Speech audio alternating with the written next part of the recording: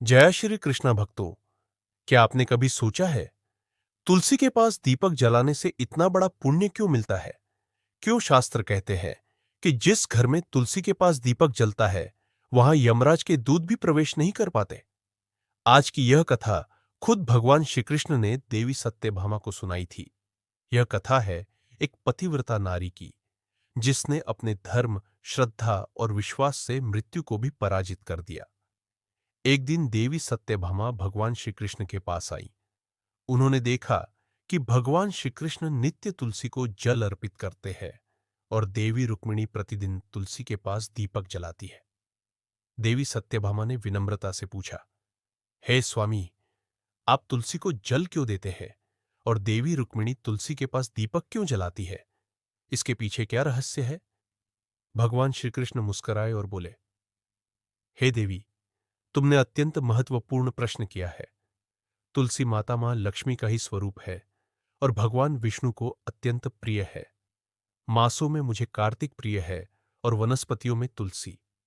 जो मनुष्य तुलसी को जल अर्पित करता है उस पर मेरी कृपा सदा बनी रहती है। मैं तुलसी पत्र के बिना किसी भी भोग को स्वीकार नहीं करता। फिर श्री कृष्ण बोले, अब मैं तुम्हें तुलसी के पास दीपक जलाने का अद्भुत महात्म्य सुनाता हूं।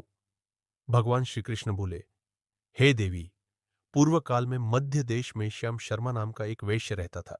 उसके पास धन, वैभव, सुख सब कुछ था, पर संतान नहीं थी। संतान के अभाव में वह भीतर ही भीतर दुखी रहता था। अनेक दान पुण्य, वैद्य और उपचार करने के बाद भी उसे संतान प्राप्त नहीं हुई।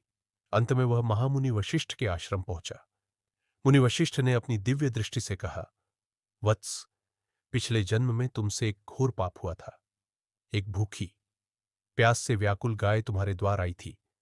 तुमने न उसे भोजन दिया, न जल, बल्कि अपमानित कर भगा दिया। उसी गाय के श्राप के कारण तुम संतानहीन हो। श्याम शर्मा फूट फूट कर रो पड़ा और प्रायश्चित का उपाय पूछा। मुनि वशिष्ठ ने पुत्रेष्ठ यज्ञ करने को कहा। यज्ञ के पश्चात अग्निदेव प्रकट हुए और बोले, तुम्हें पुत्र तो होगा, पर उसकी आयु केवल 18 वर्ष होगी। श्याम शर्मा ने इसे भी ईश्वर की कृपा मानकर स्वीकार कर लिया। कुछ समय बाद उसे एक तेजस्वी पुत्र प्राप्त हुआ। 18 वर्ष की सीमा जानकर श्याम शर्मा पुत्र का विवाह नहीं करना चाहता था, पर पत्नी के आग्रह पर उसने गरीब वैश्य की पुत्री सुभद्रा से विवाह कर दिया।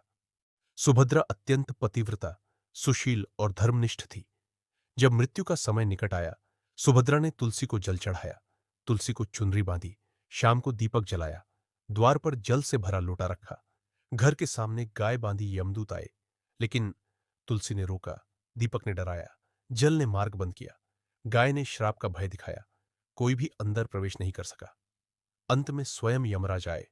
सुभद्रा की स्तुति से यमराज ने अनजाने में कह दिया, सदा सुहागिन रहो। तभी सुभद्रा बोली, धर्मराज, अब यदि आप मेरे पति के प्राण लेंगे तो आपका आशीर्वाद झूठा हो जाएगा।